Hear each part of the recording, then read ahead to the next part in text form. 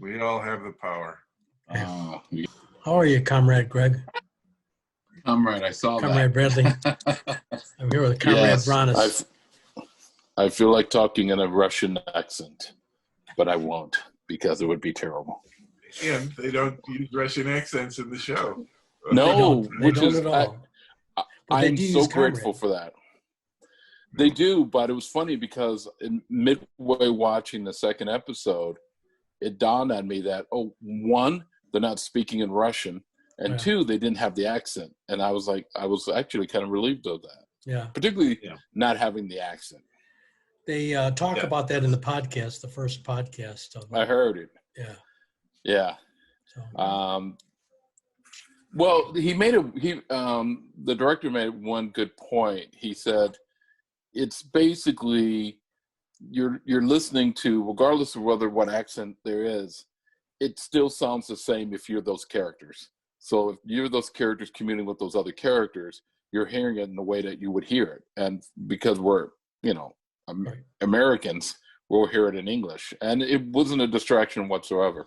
No, they sell it in so many other ways, like the cinematography. Right. Yes. It's very Soviet. It just looks Soviet. Oh, yeah. Chernobyl, season 1, episode 2, or it's the only season, but episode 2, please remain calm. Come on, guys. Available on HBO, Sky, and Amazon. Written by Craig Mazin, Jared Harris, Jesse Buckley. We're seeing Stellan Skarsgård this episode, as well as Emily Blunt. Yeah, you said Emily Blunt. What is it, Jack? Yeah, Emily Watson. Emily Watson. Emily Watson. Sorry, you're right. Emily Watson. Okay.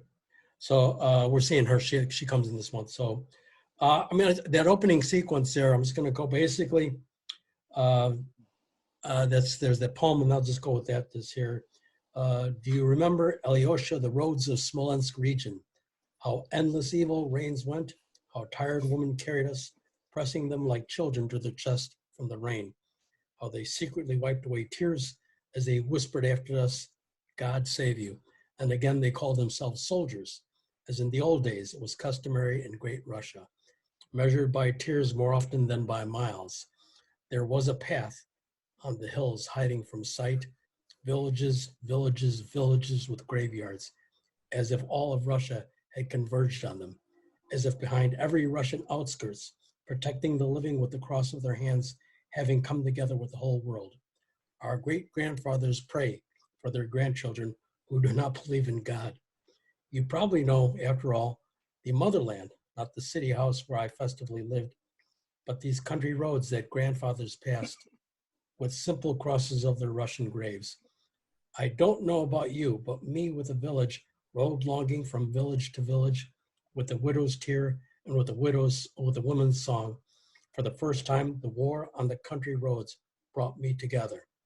Do you remember, Alyosha, a hut bear Borisov, I hope I'm saying it right, a crying girlish cry for the dead, a gray-haired old woman in a Plazovi cloak, all in white, dressed to death, an old man.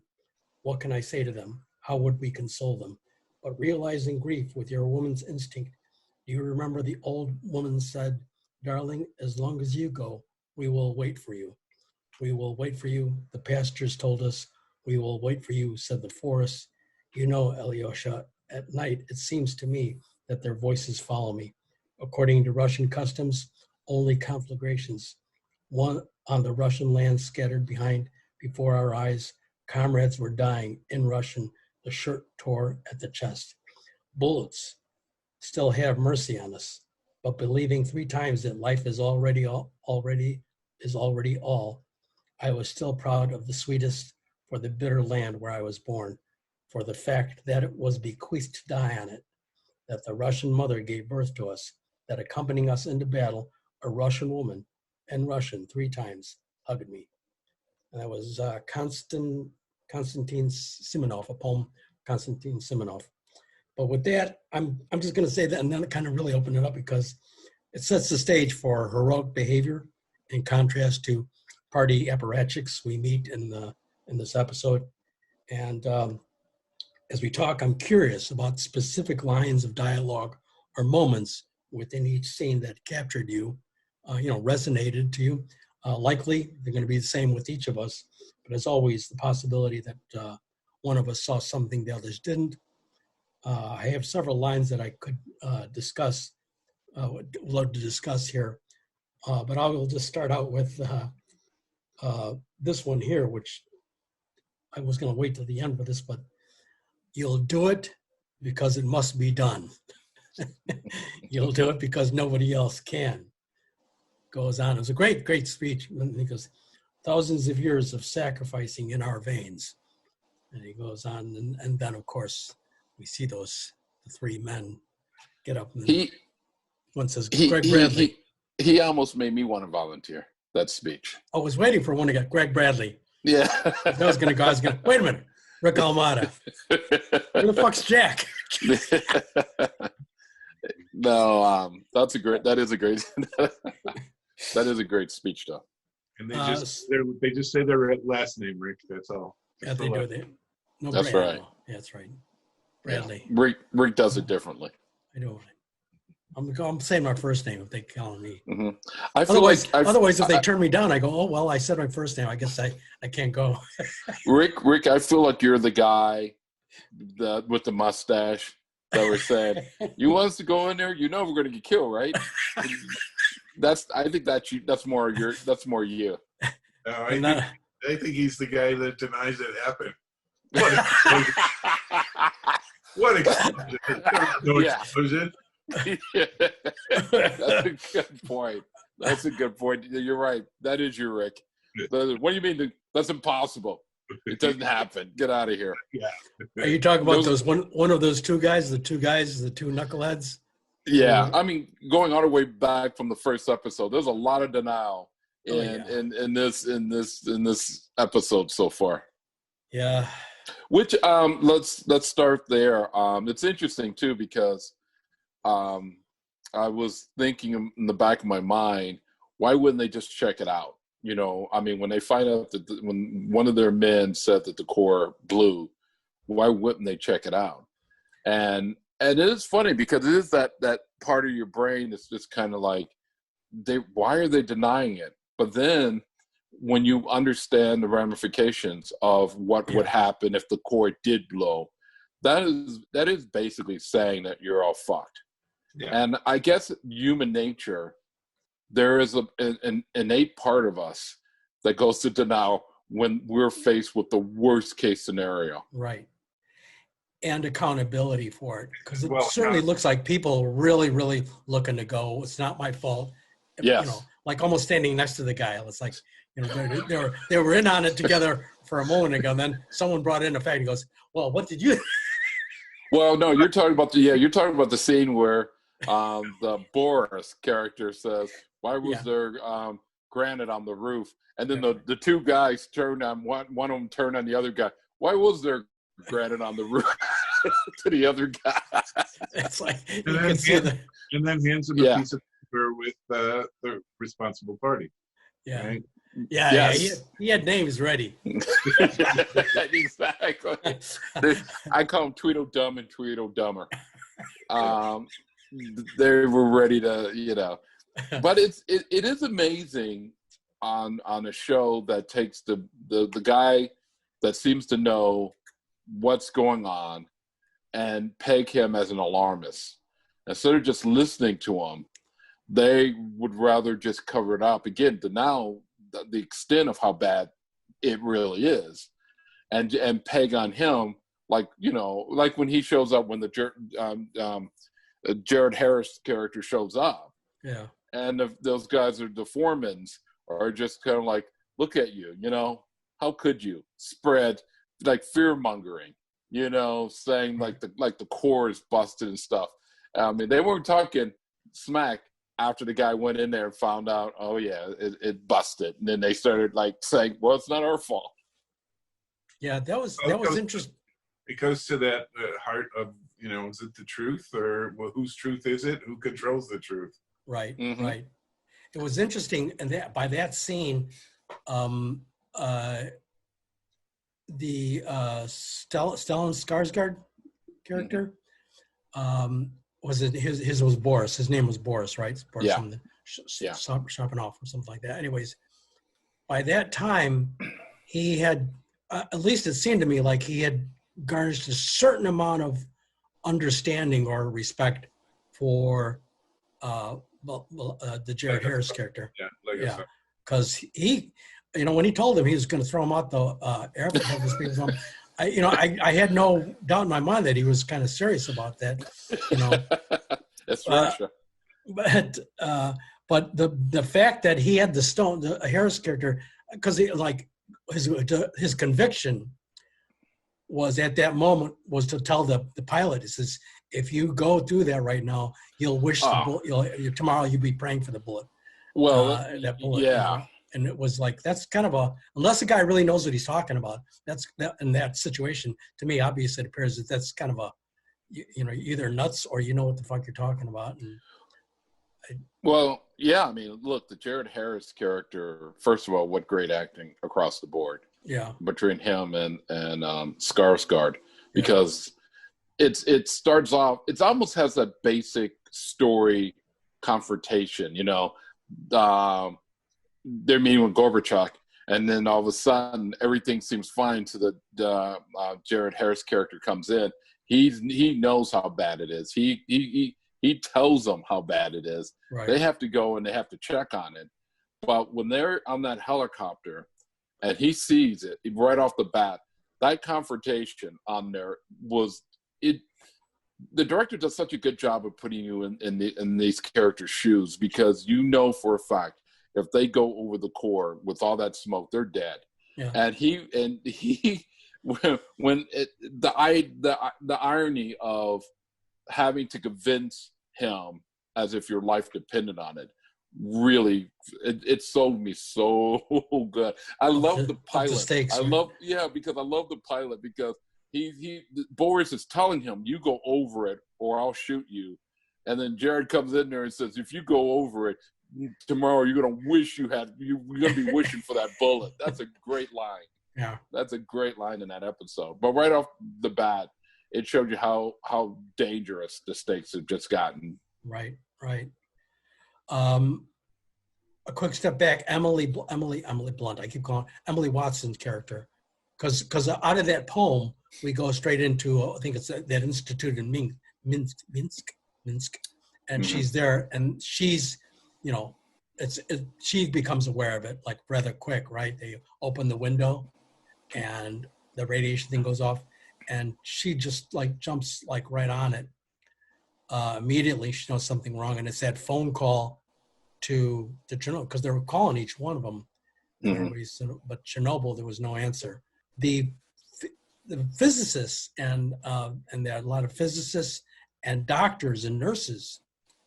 The top level physicists were female, strangely enough, and out there the more top level physicists, and there were male men, and also with the nurses and the younger nurses and doctors were women. The younger ones really had a understanding, whereas I think the term the guy used, they were like whatchamacallit doctors, like field doctors, or come to your house, check your temperature doctors, stuff like that. So to dealing with this, they weren't quite ready, but it was the female doctors that really kind of like knew almost instinctively, that whole thing about not to use milk. Yeah, not to use milk. Oh yeah. Yeah, it was like, who didn't, yeah. Well, yeah, that was the point where she made him take off the clothes. Right. And supposedly the clothes that they've taken from the radiation, supposedly it's still there. They're still at that hospital, that basement. Yeah. It's still radioactive. Yeah. Radioactive. Which is interesting that the nurses knew more about it than the older doctor. Because you remember there's a scene where she asked, do we have any iodine pills? Yeah. And he didn't even get it, and this is right after the explosion happened. Yeah, why would we? It's just like, okay. That's frightening, isn't it? Yeah. Because that's someone who's like in the quote unquote chain of command or hierarchy, someone who's actually above, like, should know, it's like, But that seemed pretty common, right? Throughout this thing, like the person who was actually in a position of doing something had like not only didn't have a clue, but was insistent on that was about them being right. That idea. Well, because it's all about the system has to be right. The system Right. is right. Our Soviet system is the right system. Therefore, we cannot make mistakes.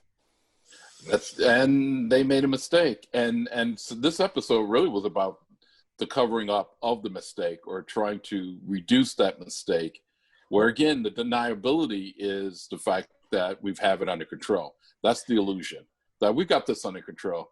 Don't worry about it. We'll figure it out. Yeah. And the Gerard Harris character, I call him the Fauci of the Russian Fauci over here, is literally telling them that this is worse than you can possibly imagine. There's a line that he says that I thought was great, once Boris realizes how bad it is, and he's like saying, how do we stop this? How do we put out the fire? And he has to tell them, and this is probably the most scariest line, which is, we've never had this happen before on this planet. This isn't something you could just stop. This is this is serious. You can't Google it and how to stop it. I didn't even have to Google back then, but right. It was like, but you're right. And he had another line in there between the two of them. The dynamic between those characters I thought was phenomenal. It was really great. Yes, absolutely. I loved, like I said, at that first time when we see him on the helicopter thing, when they have that, when he kind of like, and even Stellan Skarsgård. Yeah. I thought his reaction was fucking spot on, because it's like, people does, he was a pretty big shot. And to him, like, he kind of realized he was like in something, and then, as you said later, when he says he says, this has never happened before. And he really kind of goes in, one of the few people, and I think probably the only one, and that's probably why his story is being told, who said, I'm going to figure, I'm going to, whatever we got to do, I'm going to do it. What's the answer? Help me, give me something. Let me go do it. And he tells him, he's walking away, and he goes, where are you going? I go, I'm going to go get those 5,000 pounds of sand and burrow for it. It's like, well, I think their relationship is such as, you have these two men. He didn't want to go there, you know. Yeah. He was told to go there. So there's a resentment towards the Harris character right from the get-go. It's just like, you made my, kind of like a politician. You made my work harder for me, and you made me look bad in the boardroom meeting next to the president, because here I'm telling him everything's under control. Right. And of course you were just yelling, saying almost like, conspiracy theory in a way, like you're making it worse than it is. But what was interesting in their dynamic, in their relationship, is the longer they are spending time together, the more the Harris character starts to understand the severity of the situation. Right. And you start to get the sense right from the get-go, like in the helicopter scene again, we are going to die if we go over this thing. Yeah. And you could see the resistance starting to wear off the Skarsgård character. And then there's another scene, which I love, one of my favorite scenes, later during that day, when they're in the hotel room. Yes. And he's like saying, look, you need to evacuate everybody. And he's like, well, look, we're here. And he says, and we're going to be dead in 5 years. Yeah. And the moment he says that, the look on his face really kind of set them in motion where the rest of the story is going to go, because now he's an active believer that we're up shit creek. Yeah. And that's just fabulous acting between both of those guys. Yeah. Yeah, that moment really hits him. Like, you could see it. It's just like, it's like. And they evacuated the city. But you could see at first he didn't want to do it because he didn't have the orders to do it, because, again, it's politics, man. It's so interesting how politics tend to get in the way. Again, I hate to watching this in the middle of a pandemic. Oh yeah, it freaks your brain out, because you're seeing now all the things that they're doing. We have done. Right. And after a certain amount of time, taking truth and forming a narrative Right. out of it, Right. so that there becomes so many untruths that you can't even recognize what is real and what's not. Right. Right. And they didn't even have Facebook back then. Well, what's interesting, actually, to that point, though, is just the interesting. That doesn't matter what the system is. There's many. Truth can be manipulated, and like here we are. Like you said, this is a perfect parallel. Amazing. Oh yeah. For what's happening. Of course, difference here is that like there, I think like the devastation of nuclear activity is more like visible. Like you can see it on someone, on a person. Mm-hmm. Like if you got, like you could see that you would, you could feel it like immediately. They had to give in. So they had to give in to the truth to some extent when they did the evacuation. Yeah. But here, people are still, because, there are people who are on their deathbeds, here, that to their dying moment, they didn't believe that they were, aren't believing that it's, it's COVID. It's amazing. It's like that's something that's rather mind-boggling out here. Well, because it's fighting their worldview. Yeah. It can't be COVID because God wouldn't allow me to get sick from COVID, and that was the Russian worldview. Yeah. We can't be wrong. This can't happen to us. Right. It's under control. It's amazing how you can live in such a bubble that you don't allow the opportunity, or not the opportunity, but you don't allow the possibility for something like that to actually happen. Because I think the moment you can recognize the fact that, oh, this is really happening, you have a better awareness of maybe the best way to protect yourself.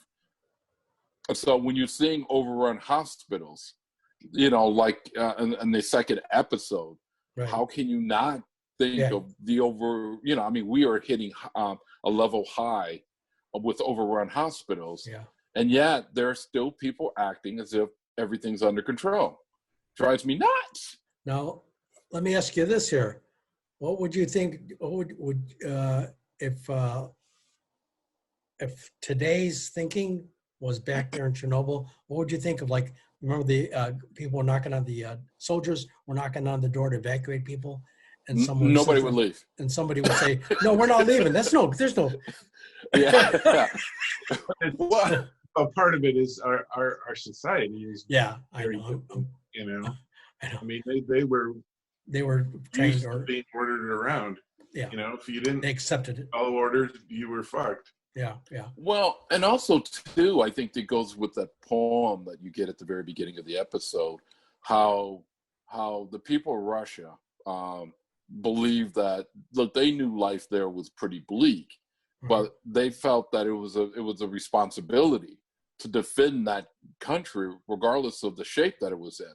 Right. And it was funny because the director on the podcast made a comment that if this would have happened in America, more than likely, we would have just got everybody out of there and just sealed it off and just kind of going, okay, don't go near there, it's dangerous kind of deal.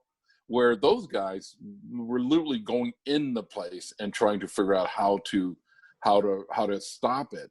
But at the same time, there was a belief system that when they evacuated everybody, they said everybody left. Everybody knew. There was no arguments. There was no, could you imagine if half of them, if it was us, half would believe it, half wouldn't believe it. There'd be riots just trying to get people out and get them into the buses and stuff like that. Yeah. Well, they also lied to them. They said it was just for a couple days. Right. Yeah, and they never went back. They lied, and I also think they were a bit ignorant. In other words, they weren't listening to in other words, when he went into that first meeting, the information that they had, when it was that it was under control and blah blah blah. It seemed to me like he was the first person in there who actually understood that world, this world, in a way that where the others were just apparatchiks. I like that word. I'm using the word apparatchik, but they were just party people, party men. You know, they were just there doing the duty. And if a report comes out and says it is good, then it is good, kind of thing. Where he was the one who saw, wait a minute. And fortunately, I thought this was actually kind of an interesting point on there, which gave him some strength, because when he made that moment where he said no, because they were getting ready to go, he get no, and he does it, and then Gorby. And you could see that was almost physically involuntary. Yeah. Yes. It was like it just came out of him. He didn't necessarily want to say it. Yeah. Because he knows this. He knew the world that he's in. You know, doing that is you know, is kind of risky. But fortunately, it impressed Gorby, because Gorby gave him a little room to speak, and then he challenged him with, "So far, you're not giving me any, you know, blah blah blah," and then he slowed down and he expressed himself, and it made everybody else have to listen to him, right? Everybody else. No, go ahead. No, I was just going to say that gave him a window to make his case right there and then. I really liked the actor who played Gorbachev. I thought he was great, and I thought that he was tempered, you know, because he could have easily dismissed it. He could have easily, you know, I don't know if it went down exactly that way, but the idea that, because it's so funny with Boris, is he painted such a picture, you know. It was just like, yeah, it's okay, it's fine, we got it under control and stuff like that. And then they gave him the number that's not, well, it's not good, but it's not bad, of, you know, how much radiation that's there. And then it was like, because think about it, when the Harris character came in the meeting, they were pretty much wrapping up. And you can almost tell that instead of just saying, no, there's more, he's supposed to follow suit. What he was doing was going against the chain of command, you know, which would have been to talk to Boris, the superior, and then have that discussion. Because even he was saying, if you got something to say it to me. But that showed how dangerous they were at. They were at a pressing point where that, and I think that's the reason why he burst out and said it. He was like, no, it's like, you don't understand. This is really serious. I was just a well executed scene. Yeah. I agree. You concur. I was going to know. So I'm going to ask you about this scene, because there's a moment in there basically where Jared Harris, this is after the two knuckleheads are gone. I love the last line of that one knucklehead that are taken away. He goes, "It was Dyatlov." First, they were trying to blame it on each other. While they blamed it on the guy who's not there. Yeah. And then I like the Boris says, take him away. And you got to blame the guy who's not there. Come on. You got to blame the guy who's not there. Like Jack, if you didn't show up here, I'd be telling Greg, fuck is Jack again. I try to show up every week. Yeah, exactly. It was Jack. Yeah. But we try to blame it on you all the time, Rick, when we had to leave or something. Jack and I constantly going, you know, it's Rick's fault. No, it's Rick. Well, and I like what Boris said after he says, take the men away. Thank you for your service. Thank you for your services. Yes. I was like, oh yes. I was glad. I was gotta say, I did a little rejoice there, because I was kind of glad to see them get their comeuppance, or on their way. But right after that, and the one guy, the one soldier was a soldier who went in to I don't know what to go see, and he's the one who came back with a report and proved him right. Yes. And he says hotel. He told him it's a hotel. But there's a scene at the hotel. But before you go there, even with the soldier, it kind of shows the type of soldiers these guys are, because when he said you're going to have to send somebody in there to get a proper reading, and then we can find out for certain. But then when Harris character told him. Isn't that you're right. He's a general. Yeah, he's a general. So he's a general. And then he says, look, even if no matter what you wear, it may not be enough. Meaning whoever goes in there more likely will probably die. And then he turned around and said, then I'll do it myself. I'll do it myself. I don't know if you get an American general who will say that. That was boss. That was like, no, but it kind of gives you, there's a certain patriotism, right, and kind of an earnest hero quality to a lot of the Russian soldiers that I didn't even pick up until I saw that scene. And I thought that was very impressive. Well, you just remember, you're 2 episodes in. Jack. All right, Jack, we're going to get through them. We're getting through them, Jack. Jack's like, here's Jack's gonna call me. Says, just call me. Just let me know when you guys are at 5. I'll be back in there with you. I mean, Jack, we're living through a disaster, so I don't rush right into another one. Because here's the thing that I will say. This episode had me at the edge of my seat. Yeah, I was literally. I mean, it does such a good job of tension building. Yeah. You know, and again, I'll say it again. It plays like a horror film. It's like there's some monster, invisible monster, that's preying on people and killing them without them even knowing about it. And every time they're trying to figure out a way out of it, something else happens. And I couldn't take my eye. I was so excited watching this episode, thinking to myself, yeah, you know, Jack's got some good taste in this one. This was a good one to watch. Yeah. But then again, for once. Yeah. finally, Jack. Yeah, finally, Jack. God, I'm glad you pulled your weight on this one. But like you said, Rick, the parallels, it's unescapable of what's going on, or what we're watching, and what's going on now. Right.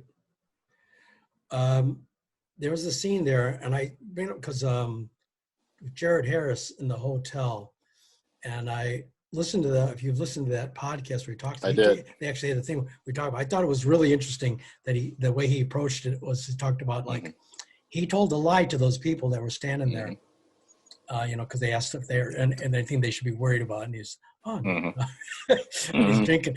But he's talked about that. He said how the fact that he did that obligated him as a character, obligated him to have to say something to, you know, come forward with you know,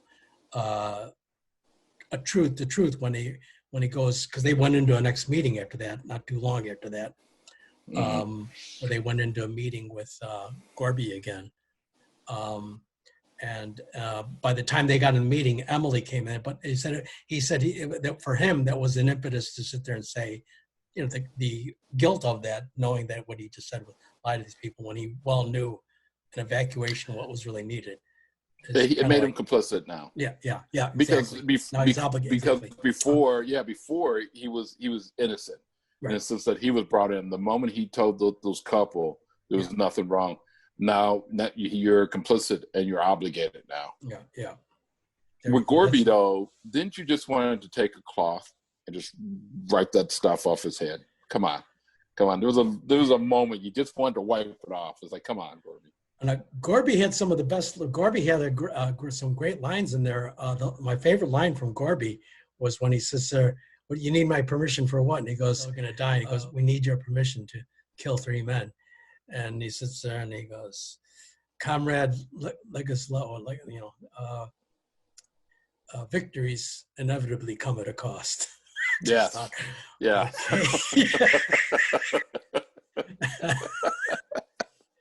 But that was a great line. I mean, that was and it was a true line. It was true. And it was one that comes out of a leader too, out of, you know, unfortunately. Yeah. They have no. So, but you don't use Jared to motivate the men to volunteer to go down. You need SS. And that was a great. Yeah. I love that speech that he gives. It was a great speech. It was a great speech because if you don't do it, millions will die. I mean, really, it was I mean, because you can't, first of all, you can't go in there saying, "Hey, we'll give you a raise." Yeah, that's what Jared. We'll give you a promotion. Like, what? A couple extra weeks off. Yeah. All the health care you can need. You don't have to worry about paying. Trust me, you're going to need plenty. And your name will be on the Wall of Fame. Yeah. Even back then, the Soviet Union had health care for everybody. This is true. Yeah. This is true. Sadly, but true. Healthcare. Yeah. But I think in a situation like that, what made that scene powerful, because again, I think Sarsgaard, I think his performance he felt the way I felt watching this thing.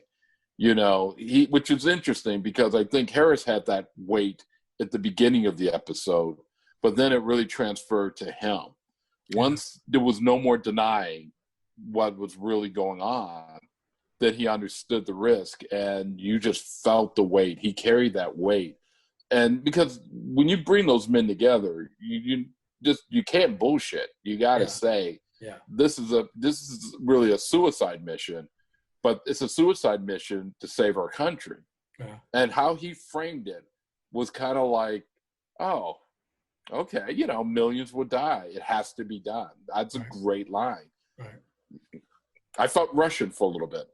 I did. It was beautiful because he talked about the something that rushes through their veins. Yes. Sacrifice rushes through their veins. And we were the men that were born for this. Yes. That's what separates us from anybody else in the world. And he spits on the people that caused this, or that makes this. I thought this, I almost fucking wanted to cry. It was a short, really powerful, emotional scene. And they were all young men too. They all got up and I was waiting for the mustache guy to get up. He did. He said, okay, who's going first? Okay. I was just saying a script. He must not have been a day player. Yeah. They had him for the week. And let's talk about Emily Watson. I mean, when she finally showed up and joined the team and told them, "Look, we know what you're doing. It's not going to work because the tanks are filled with water." And it was just like what was really going to happen had they continued doing that. It was like, I know it's going to take a couple of months. No, it's only going to take 2 days. And then you're going to have a nuclear explosion. That's just like, holy shit. And nobody in America knew anything about it. I mean, I don't know with you guys, but all I heard was the power plant blew up in Chernobyl and the Russian was taking care of it. And then I heard something about there was some lies about it. And that was it. That was all we never knew how serious they were. More. It gets more serious. Okay. I don't believe you, Jack. Oh, Jack. I bet you the next 3 years are probably boring fucking things. We're only on episode 2, my friend. Episode 3, everything worked out. Jack, I know Jack is just wishing that Monday was tomorrow so we can get to episode 3. And the music, I thought, is brilliant because it's music that's not.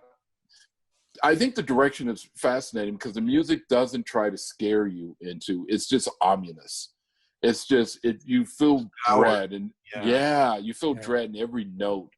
That expression on these guys' face. It's that black cloud that's hovering over everybody. It's just like, oh man, it's terrifying. Well, our girl Emily Watson, her character actually, that's interesting. Her timing was perfect in bringing her in because it was her discovery that actually, I don't know if those 3 guys want to blame her because it was her discovery that made them realize all that water was there. Flashback immediately to episode 1, where those guys under Dyatlov's orders. So they were right blaming it on Dyatlov. But he was sitting in Philadelphia. That scene where those guys are going on there and they're turning the things and they're doing it. And those last words I think they had was, "We did everything right." And then the one guy's, "But we didn't." It was just like, and then who knew that them turning the water was the reason they're in the predicament that they are. If they would have just done their job and just taken a look at the core and it wasn't there, you wouldn't even have to worry about the waters. The tanks would have been empty. Again, it's about culpability and people not doing their jobs, but then looking for blame, and how denial plays such a big part in life and death situations like this. And the irony about, and I'll say this one thing, I think the irony too is all this supposedly happened because they were running a safety drill. Right. Yeah. That's crazy. It's a safety drill and the core blows. How the hell does that happen? Yeah. I have a question for you guys because I'm curious about this. So the water, that was one of the, because that's why, they're sending those guys in the end to turn those valves off. But also they mentioned in there the firefighters. So is it both that and the water that they open the valves up are both going into the core, the firefighters' water and that water? Yeah, I think they were saying Yeah. the firefighters' water is still running. Still running. Yeah. Mm. Okay. It's screwy. Also, I find interesting in this episode how people in every country seem to have a disdain for scientists, because you remember she has that confrontation with her superior that she's trying to let him know, look, the whole thing in Chernobyl, the core is like, I already know about the accident. She tries to explain to him, and then he's like, he actually said, you scientists, whenever there's a disease that needs to be cured, you got your head in the in books and stuff like that. But then whenever there's an accident, now you come up with the solution or something like that. Yeah. And then she makes a comment that she's a physicist. And she says, when I was doing that, I'm a nuclear physicist, is what she says. Yeah. And says, when I was doing that, you were selling shoes. And he said, well, yeah, you're right. I was selling shoes. Now I'm in charge. Right. And right off the bat, that shows you what's wrong with the world.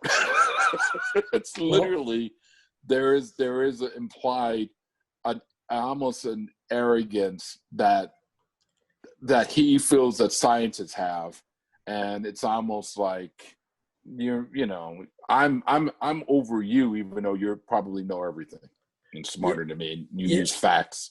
Yeah, but Greg, he's in charge, and you got to let him. He's in charge. And by the way, I prefer my understanding of. Yeah, he likes his opinion. I prefer my opinion. Yeah.